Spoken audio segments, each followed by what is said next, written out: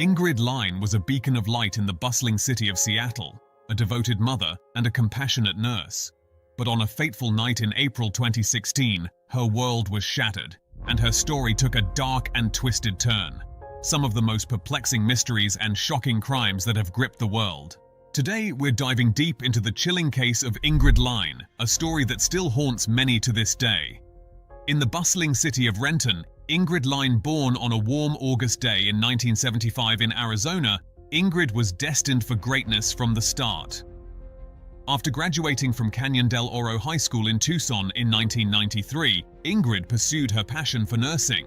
She dedicated herself to her studies and earned a Bachelor of Science in Nursing degree from the University of Arizona in 1997. Ingrid's journey wasn't just about her career, though.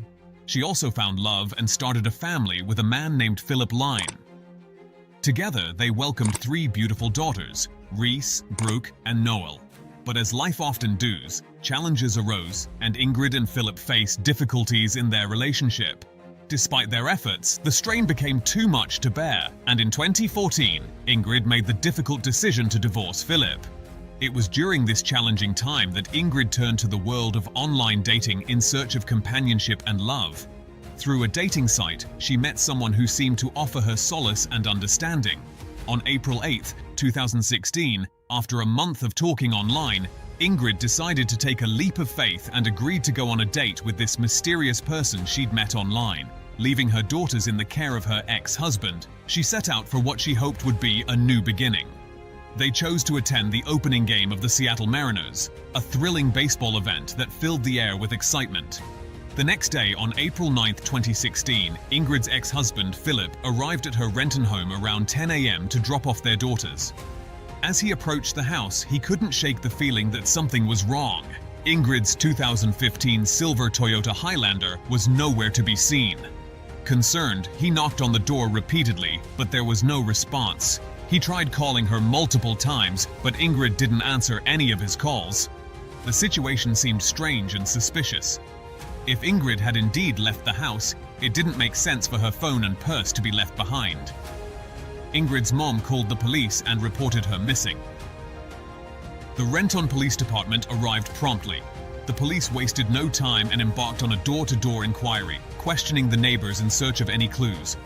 One neighbor had an intriguing account to share. He had seen Ingrid returning home with an unfamiliar man the previous night. The man seemed suspicious, as the neighbor had never seen him before. What puzzled everyone was the fact that no one had witnessed Ingrid leave her house after that.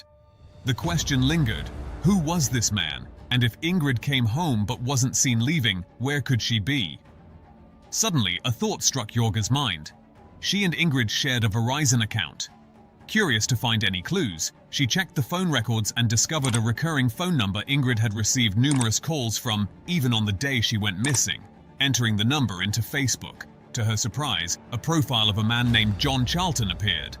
Desperately seeking any information about Ingrid's whereabouts, she reached out to him through a text message. Jorga's trembling fingers quickly replied to John, conveying her growing anxiety. She informed him that Ingrid was missing, despite her phone, driver's license, and purse being left behind at home. Panic set in as John responded with confusion, explaining their outing at the Mariners game the night before. He seemed unaware of Ingrid's disappearance, leaving Jorga frantic for any information. Realizing John might hold vital clues, Jorga pleaded for details about their last meeting. With each unanswered message, the weight of uncertainty grew heavier. The situation intensified when, 6 hours later, the police received a chilling call from a man named Mike Novaccio, reporting the discovery of human body parts in his recycling bin. The police swiftly arrived at the scene, uncovering a severed head, leg, and arm. Later identified as belonging to Ingrid, eventually contacted the police, providing them with details about John and his connection to Ingrid. The police, recognizing John as a key figure, intensified their efforts to reach him. John finally responded, and under the pretext of discussing Ingrid's disappearance, the police coerced him into a questioning session on April 11, 2016. The police obtained a search warrant for Ingrid's house. Their meticulous search led to a startling discovery: an almost empty box of garbage bags similar to the ones found in the recycling bin. Upon combing through the premises, they stumbled upon a pruning saw ominously propped up in the bathroom.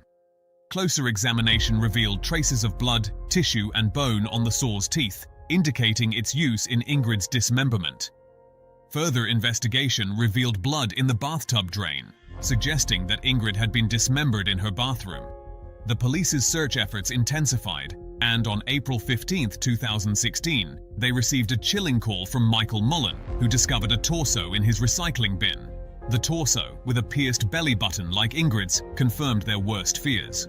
Recognizing the importance of this evidence, the fingerprints were promptly sent for testing, confirming the police's suspicions. They matched those of John Charlton, the man Ingrid had gone on a date with on the night she disappeared. Despite initially denying any knowledge of Ingrid's fate, John eventually changed his plea to guilty before the trial commenced. John Charlton was found guilty of murdering Ingrid inside her own home. He intentionally and with premeditation strangled Ingrid to death, then dismembered her body using a pruning saw, horrifyingly severing her limbs and head from her torso. He disposed of Ingrid's body parts in different trash cans throughout downtown Seattle. The medical examiner's report confirmed Ingrid's death as the result of homicidal violence. On January 5, 2018, John received a maximum prison sentence of 27 years and 9 months. If you found this video informative, please give it a thumbs up and subscribe to our channel.